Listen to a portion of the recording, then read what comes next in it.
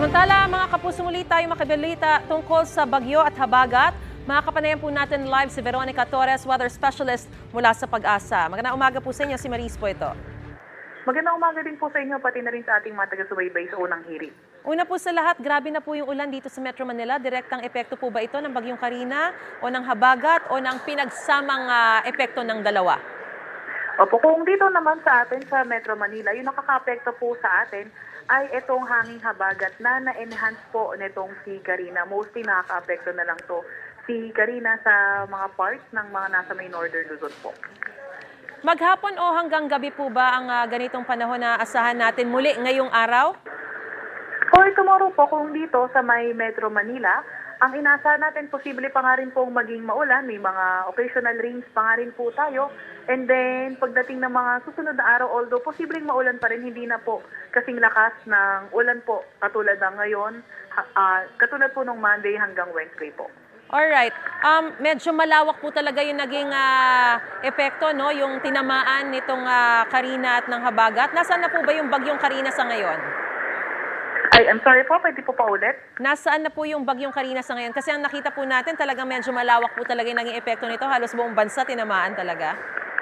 Opo, so sa epekto niya, medyo naging malawak nga po itong si Karina ay currently nasa may layong 290 kilometers northeast ng Isbayat, Batanes. And then, posible din itong lumabas by Wednesday evening or Thursday morning. Alright, pero kailan po ito magla-landfall? Sa ngayon po, nakikita natin kung hindi po natin inaasahan magla-landfall sa Philippines, pero posibleng mag-landfall between Wednesday evening and Thursday early morning by sa mga susunod na araw, or mag-landfall sa Taiwan Wednesday evening o kaya Thursday morning po. Ulitin lang po natin, kailan lalabas ng Philippine Area of Responsibility ang bagyo at hanggang kailan natin naasahan yung ganitong mga pag-uulan? Pasensya na po ma'am, medyo mahina po yung audio. Ano po ulit yun? Alright, ulitin lang po natin hanggang kailan natin inaasahan lalabas ng Philippine Area of Responsibility yung bagyo at hanggang kailan natin aasahan yung ganitong mga kalalakas na pag-uulan?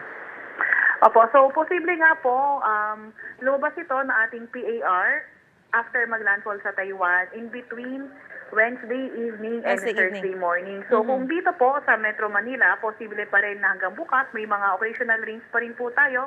Pero pagkatapos po around Friday, although posibleng maulan pa rin, pero mas mahina na, hindi na katulad ng ganitong mga pagulan na katulad ng Monday to Wednesday. May nakikita pa po ba tayong ibang weather disturbance na papalapit sa Philippine Area of Responsibility? Currently, wala na po tayo nakikitang ibang weather disturbance o maliban nga dito sa habagat at dito kay Karina po. Alright, maraming salamat po sa inyo pong panahon at sa impormasyon binigay niyo po sa amin. Veronica Torres, weather specialist mula sa Pag-asa. Mga kapuso, para una ka sa mga balita, mag-subscribe sa GMA Integrated News sa YouTube. Sa mga kapuso abroad, subaybayan niyo po kami sa GMA Pinoy TV at sa www.gmanews.tv.